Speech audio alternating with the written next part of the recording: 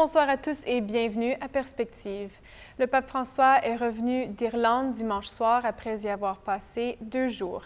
Comme c'est son habitude, il s'est arrêté ce matin à la basilique Sainte-Marie-Majeure pour rendre grâce devant l'icône Salus Populi Romani de la Vierge pour son voyage et a déposé un bouquet de fleurs. Il s'est aussi arrêté à l'église Saint-Augustin de Rome puisque c'était aujourd'hui la fête de Sainte Monique. Son corps est conservé dans une chapelle latérale de cette église. Dans un tweet aujourd'hui, il a d'ailleurs adressé les mamans, leur disant de ne jamais se décourager et de prier inlassablement pour leurs enfants.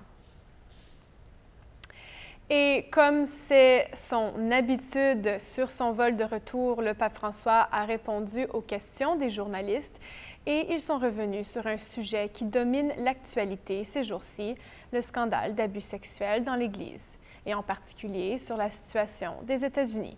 L'ancien nonce apostolique aux États-Unis, Monseigneur Carlo Maria Vigano, a publié une lettre de 11 pages dans laquelle il accuse, entre autres, le Saint-Père et des membres de la Curie romaine d'avoir couvert les abus de l'ancien cardinal, Monseigneur Theodore McCarrick. Celui-ci a été accusé début juillet d'avoir abusé des mineurs et des séminaristes.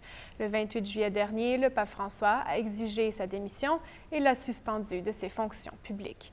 Quelques jours plus tard, un grand jury de Pennsylvanie a publié un rapport sur des abus sexuels commis par des membres du clergé et institutions religieuses dans 6 de ces diocèses sur une période de 70 ans.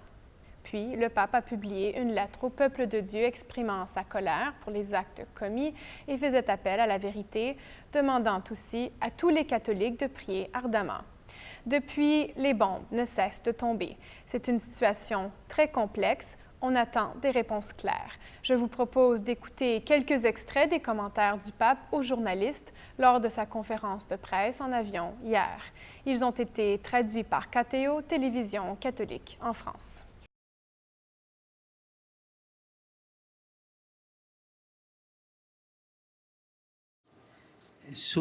Io ho letto questa mattina quel comunicato. Ho letto e io dirò sinceramente che devo dirvi questo. A lei e a tutti coloro di voi che sono interessati. Leggete voi attentamente il comunicato e fate voi il vostro giudizio. Io non dirò una parola su questo. Credo che il comunicato parla da se stesso e voi avete la capacità giornalistica sufficiente per prendere prendere le conclusioni. È un atto di fiducia. Quando passi un po' il tempo e voi avete le conclusioni, forse parlerò, ma io vorrei che la vostra maturità professionale faccia questo lavoro. Vi farà bene, davvero. Va bene così. Pendant sa visite en Irlande, le pape argentin a d'ailleurs rencontré 8 victimes d'abus par des membres du clergé et institutions religieuses en Irlande. Leur rencontre a duré près de 90 minutes samedi à l'Annonciature apostolique à Dublin. Parmi les victimes, il y avait Mary Collins, ancienne membre de la Commission pontificale pour la protection des mineurs et des personnes vulnérables. Elle a démissionné en 2017, critiquant le manque d'action de la part du Vatican. Et dimanche, le Saint-Père s'est rendu au sanctuaire de Knock, sanctuaire et lieu de pèlerinage marial, pour réciter la prière de l'Angélus. Et dans sa réflexion, il a réaffirmé sa volonté de réparer le mal causé par tant d'abus dans le pays. Voici un extrait de sa réflexion lors de l'Angélus. Chiedo alla nostra Madre Beata di intercedere per tutte le persone sopravvissute di abusi di qualsiasi tipo e di confermare ogni membro della famiglia cristiana nel risoluto proposito di non permettere mai più che queste situazioni accadano. E anche di intercedere per tutti noi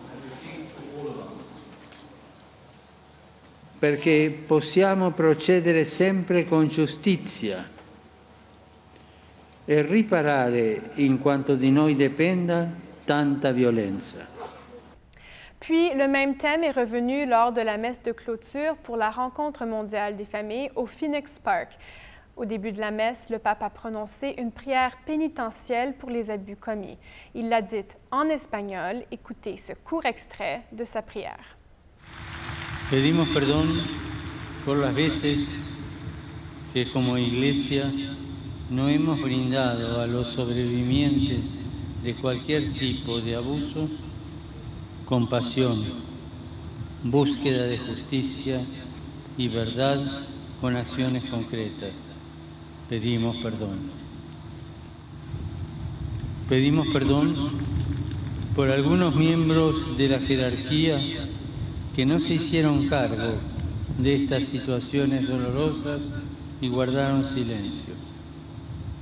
Pedimos perdón. Bien sûr, le point culminant de la rencontre mondiale des familles est toujours le Festival des familles, qui a lieu le samedi soir.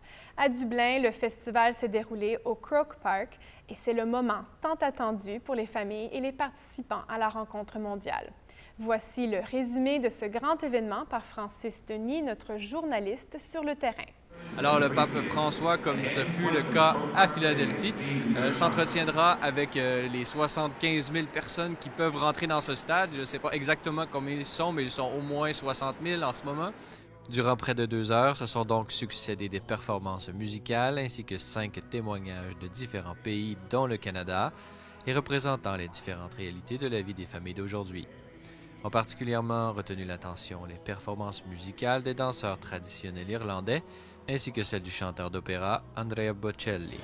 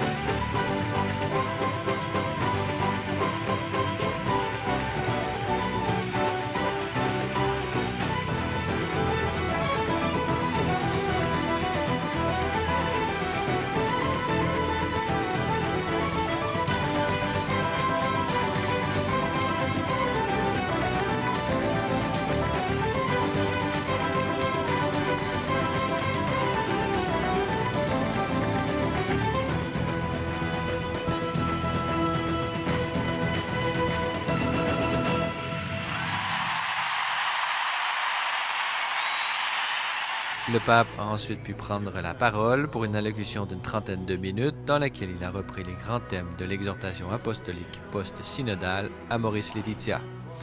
Encourager les familles à faire baptiser leurs enfants le plus rapidement possible, l'importance des personnes âgées pour l'avenir de toute société, préparation au mariage, apprentissage de la vie commune et la fidélité jusqu'à la mort sont quelques-uns des thèmes abordés par le Saint-Père. Après son discours, Andrea Bocelli a pu conclure cette soirée riche en émotions et qui a certainement marqué la mémoire de tous les participants.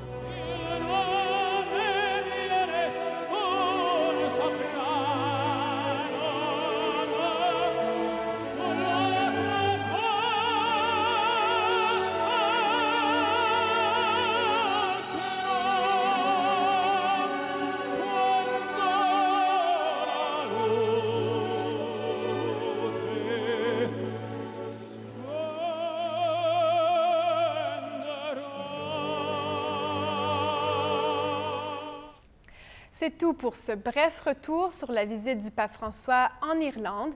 Pour lire les discours du pape pendant cette visite en entier, visitez notre site web www.cel-et-lumière-tv.org/rencontre mondiale. Vous pouvez aussi consulter notre page Facebook pour revoir les moments marquants de la fin de semaine grâce à notre journaliste Francis Denis. Puis pour terminer, lors de la rencontre mondiale des familles à Dublin, Francis a eu la chance de recueillir le témoignage de la directrice des communications pour le diocèse de Montréal, Erika Jacinto. Elle faisait partie d'une délégation québécoise et pour le diocèse de Montréal et pour son archevêque, Monseigneur Christian Lépine, la famille a une place importante, nous dit-elle. Écoutez. Donc, on est ici 3 personnes du diocèse de Montréal, donc Hélène et Catherine du Centre diocésain pour le mariage, la vie et la famille, moi et moi-même. Pour l'archevêque, c'est super important la thématique de la famille. Il a fait plusieurs conférences sur la théologie du corps. Cette année, il va préparer une autre petite conférence lors de l'Université de la famille le 8 août à Montréal. Après ça, il a envoyé 3 personnes du diocèse pour venir couvrir la thématique. Et en même temps, il est une personne qui est très supportive de tous les aspects famille. Donc, il va participer aussi aux soirées de formation avec les parents d'échange dans l'automne concernant l'éducation sexuelle aux enfants. Donc, j'espère obtenir encore plus d'informations à jour de qu'est-ce qu'on peut faire, qu'est-ce qu'on fait comme communauté catholique pour la famille, qu'est-ce qu'on pourrait faire de plus et amener toute cette joie, cette nouvelle information, ces nouvelles grâces de retour à la maison pour ma famille, pour d'autres familles à qui je côtoie et finalement pour le bien-être du peuple de Dieu. Pour plus d'informations sur la conférence sur les droits des parents le 8 septembre prochain au Grand Séminaire de Montréal et organisée par l'Association des parents catholiques du Québec, visitez le site web du diocèse www.diocèsemontréal.org. Voilà, c'est tout pour aujourd'hui. Merci d'être avec nous et à la prochaine.